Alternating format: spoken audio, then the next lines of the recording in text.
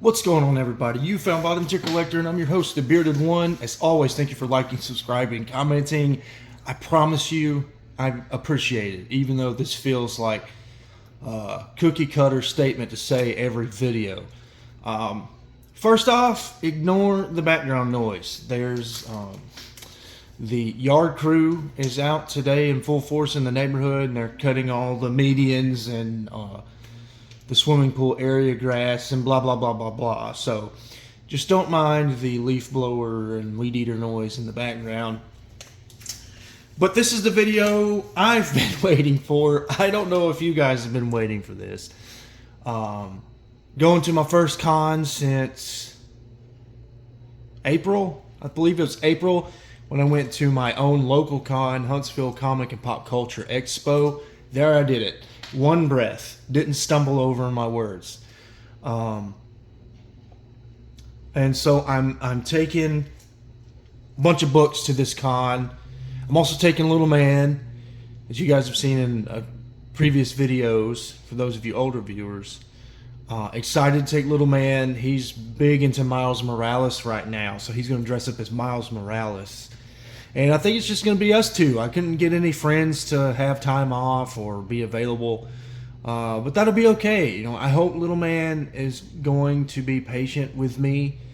The biggest reason I'm bothering with this trip is the opportunity to get these books signed. And so what books are they, bottom tier? Get on with it. Well, okay, I'll get on with it. Again, another preface before we get started. There's a method to the madness. The books are going to seem out of order. I'm going to show them in order, just the artist order, I guess. Each book is for each artist, so that'll make sense. So you guys can see the signatures I want. And then the eBay haul came in, all three books. I really just wanted two books, but I'm going to just fit an eBay haul into this video. So the two books from the eBay haul are 4 signatures, and then there's a third book I just want to include. That way I don't have to make a redundant eBay haul video. All right, so let's get started. First up and foremost, we got to start with the Lobo book, right? Dan Brereton's going to be there. And Dan Brereton did the cover art for this book, Lobo Blazing Chain of Love. One of the greatest Lobo artists there ever was, in my opinion. And he's only done a handful of Lobo covers. I will also add Dennis Cohen is going to be there. Dennis Cohen's name is right here. I believe Dennis Cohen did the cover art as well on Lobo Blazing Chain of Love. So real excited to get a double signature at one con. Next up, we got Legion 91. I mean, again, Dan Brereton. It just goes without saying. This is just a really good cover. I doubt it's in high grade. I mean, it might get an 8.5 if the grader's feeling really well, but I don't care. I'm probably gonna get this signed and send it to EGS and get it slapped. I just love this cover. Let's keep it rolling. Last up for my Dan Brereton books, and yes, his last name is Brereton, Brereton. So I am saying it right, even though it sounds weird. Legion 26, another iconic Dan Brereton cover. What more could I say about it? So next up, we're moving on to Dennis Cohen. I already mentioned his name. He's going to be signing that Lobo Blazing Chain of Love as well. And then he's going to be signing, I can't decide if I want to get the cover or if I want to try and find Dennis Cohen's page in here. This is not a story. This is more of a gallery book in single issue format. There's something like 10 or 15 artists did a single page in this book, and Dennis Cohen did one, and I think this is going to be the start of a cool signature project. I'm a signature chaser. I think this will be a cool start of a project for me, and trying to track down every artist in this book and getting them to sign it. I've already met Mike McCone, who I'm pretty sure is in Portraits of a Bastich, so that's a fail on me. Well, I'm not sure I owned this book at the time I met Mike McCone, but nevertheless, I've already met Mike McCone, so I'm going to need to track him down again. Next up, we got Rorschach 5, the B cover. Dennis Cohen did the cover of this. When it comes to pricing, this might be one of the books that gets scrapped. I feel like I'm going to have to make some cuts, and this book might get a cut. Next up, we have Death Metal Infinite Hour Extreme, the 125 Rafal Grandpa. I always call him Raphael Grandpa because I'm Southern and I'm from Alabama, but get that glare out of there. But nevertheless, this is a beautiful cover. This book, I don't like to cut Lobo books from signatures, but Cohen did interiors on like a quarter of the book. This is like a 3-part, one shot, and Dennis Cohen did like part 3. So he, if I need to make cuts, this book would be on the list of cuts if I can't get it signed. I definitely want Rafal Grandpa, I don't know how you say his name, to sign this one day, for sure, for the cover. Next up, Kevin Nolan's going to be there. Kevin Nolan is most famous for helping create Azrael. He did the cover of this issue right here. And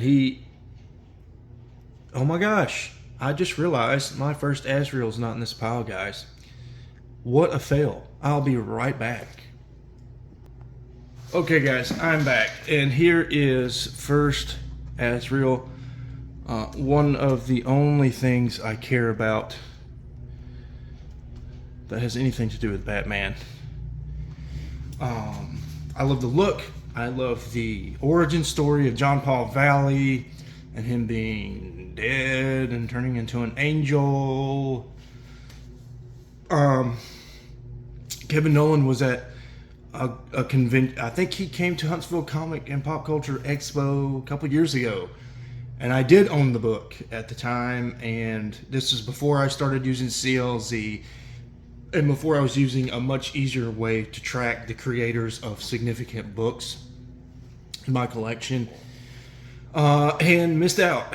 Boom, boom, boom, boom, boom. Saw Kevin Nolan and didn't get one signature from him, I don't think. I don't think I got one book signed from him. But I'm getting to see him again in Memphis, and I'm getting that signature on first Azrael once and for all. Next up, Dexter Vines is going to be there. And I'm going to be getting Dexter Vines to sign this. Already got Mike McCone's signature down here. Probably can't see it from where it's at on camera. But yeah, you can see Dexter Vines' name right there. He did the inks on top of Mike McCone's pencils. And I might send this book into EGS to get slabbed after I get Dexter Vines' signature, and return home safely. Dexter Vines is signing another book, one of the books I got in today, but we'll show that at the end. Next up, we got Underworld Unleashed. Now, I feel like this is where the video is going to take a turn, and I think you guys might give me some crap for my book selection. Mark Waid, of all people, one of the biggest names in the history of comic books, is going to be at Memphis Comic Expo. And I honestly, full disclosure, I don't own a lot of Mark Waid books. And, I'm just not a big fan of The Flash or a lot of the other stuff he's known for. Kingdom Come's cool, though. Kingdom Come's just not significant enough for me to want a signature from Mark Waid from. But nevertheless, he did do Underworld Unleashed, and this was his big event in the 90s. And apparently it was really good. I need to read it. Lobo is in it. He's in 2 issues. But I'm getting #1 signed because this is the first appearance of Neron, and I think DC is in desperate need of more universe scale, crisis scale bad guys. I feel like they're living on Darkseid, Anti-Monitor, and Necron a little too much, and I think Neron could be another big player to the game that would spice up these events and these stories, so we're not just seeing Darkseid all the time. Neron is basically DC's Mephisto, for those of you MCU fans that aren't privy to DC. Next up, we got Lobo, Supergirl. I mean, obviously, that cover. And rest in peace, George Perez. I'll never get his signature on this book, so I might be sending this in to get slabbed after Mark Waid signs it. It's a shame, too. I would have loved to have gotten George Perez to sign this. I think I mentioned this before. I've had 2 chances to meet George Perez, and I bet I owned this book when by the time I had a chance to meet him the second time. But I was just so new to conventions. I was so new to databasing my collection that a lot of books like that Azure One just fell through the cracks. Fantastic cover. I mean, this is a top 5 Lobo cover in my opinion. And I say top 5, and I would probably put 35 books in my top 5. But you know how it goes, guys. But next up, we got 52 Week 12. This could be a book on the chopping block if I have to cut costs for the signatures. But this is the first appearance of Isis. This was a spec buy per se ish. I don't own much Black Adam. That is a part of. That's a character I'm considering collecting once I'm post Lobo and Wolverine. And I don't say post Lobo and Wolverine as in I'm done reading and enjoying these characters and following their current continuity. I'll just be post hunting down their back issues in the very near future. And so Black Adam is a character I'm interested in.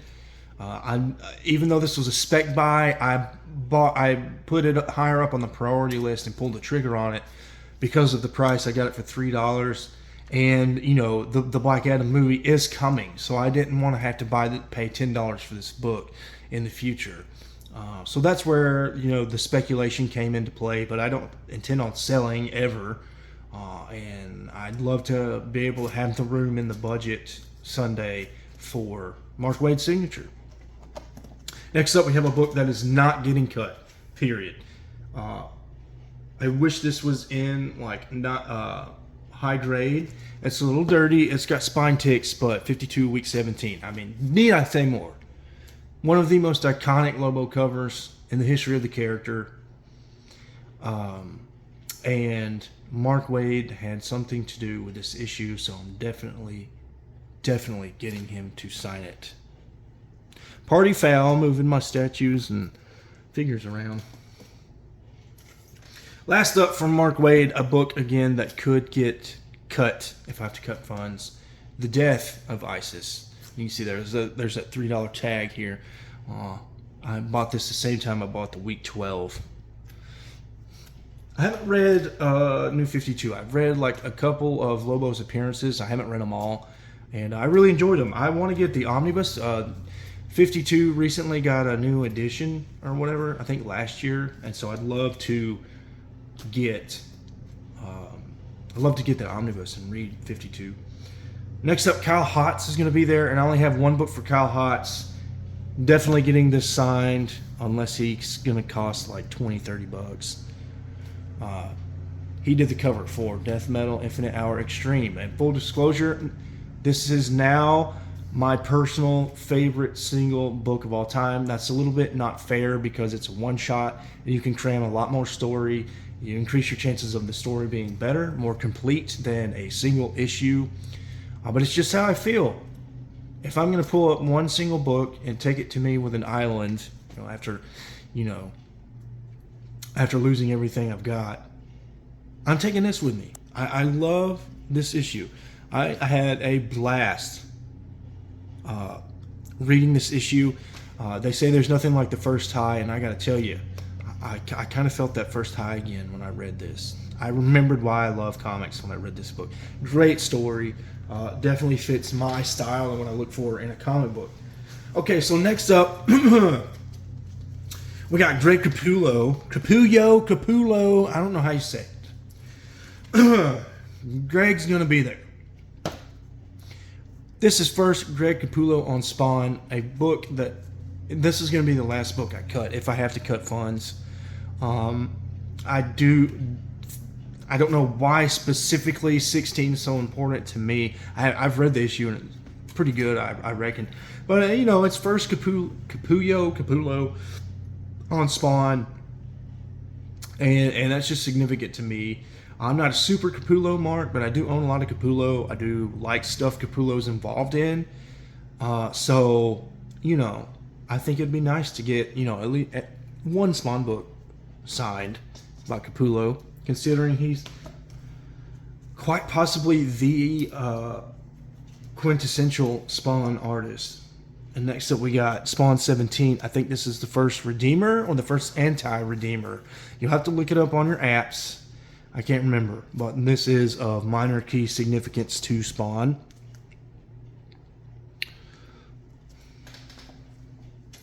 Next up, we got Spawn 122. Again, a book Capullo had something to do with. This is the first Nyx, who later becomes She-Spawn. Nyx is now dead in Spawn continuity. Spoiler. She's been dead for 50, 60 issues, so it's not a terribly new thing. But this is a Spawn book of minor significance that Capullo's been on.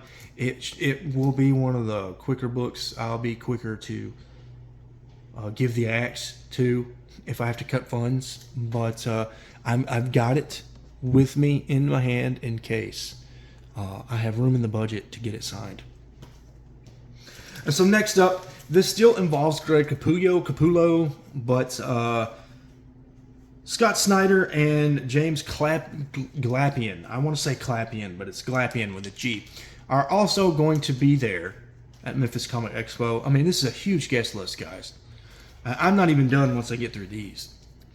Next up, we got Death Metal 1. This is a triple signature candidate. I got Death Metal 2, the Opinia variant. I may cut this if I have to cut funds. It'll be one of the last books, I reluctantly cut from the budget.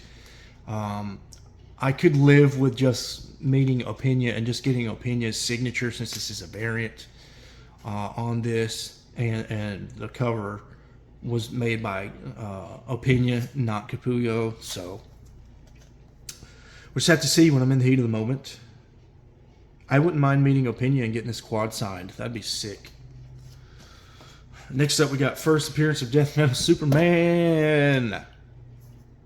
I love Death Metal Superman, and I'm just really not a fan of Superman. But you want to get me into Superman? Put chains on his belt, give him Darkfather's arm, and let him play guitar.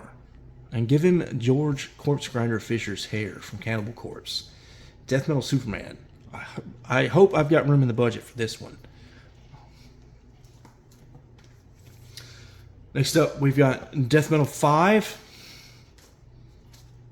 Obviously. Obviously.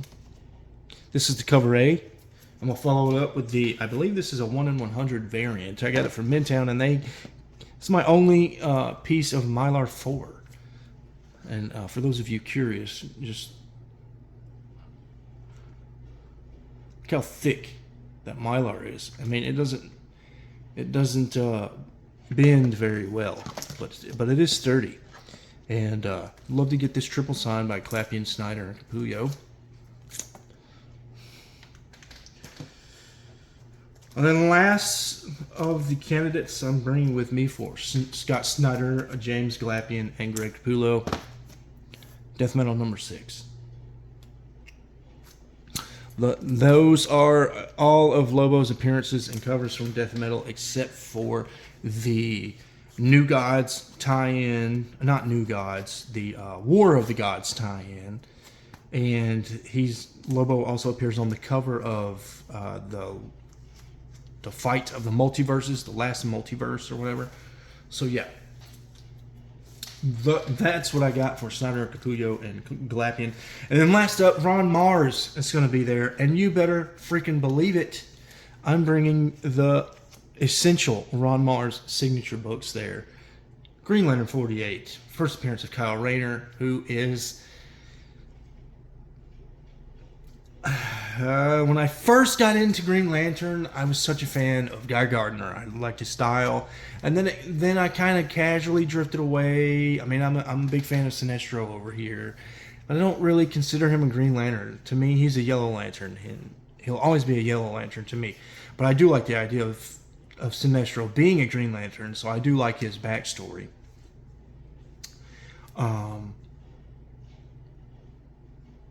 But yeah, Kyle Rayner is slowly supplanting Hal Jordan and Guy Gardner for my favorite Green Lantern. He represents my generation. I read this 4-issue art. There's a video on it. I will direct you to the video. So I read Emerald Twilight so many years ago, or whatever it's titled, where I give a breakdown, an overview breakdown of this event. And yeah, for Kyle Rayner's first appearance to be in a story so good to me, and I know this is a controversial story for long-time Green Lantern fans. I realize it's hard seeing Hal Jordan go. I understand. I still think of Hal Jordan as the mascot for Green Lantern, even though I think I might, maybe, sort of, kind of, don't tell anybody. It's a secret between me and you. You know, I kind of, sort of, maybe like Kyle Rayner the most. I still think of Hal Jordan as the mascot of Green Lantern. Especially don't tell Comic Foo. Comic Foo loves him some Green Lantern. Next up, we got Green Lantern 50. I hope this is a glow-in-the-dark version. I don't know if every single cover is glow-in-the-dark. This is the first time Hal Jordan is seen as Parallax.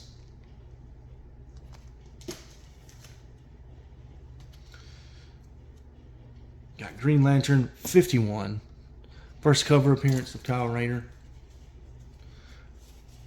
I believe this is the first time Kyle Rayner becomes a Green Lantern. And then moving into the eBay haul, with an easy segue, I did get the issue you all know I missed, the famous Green Lantern 49. Very excited to get Ron Mars Sig on that one. This is not of key significance outside the cover. Just consider this cover the Hulk 340 of Green Lantern.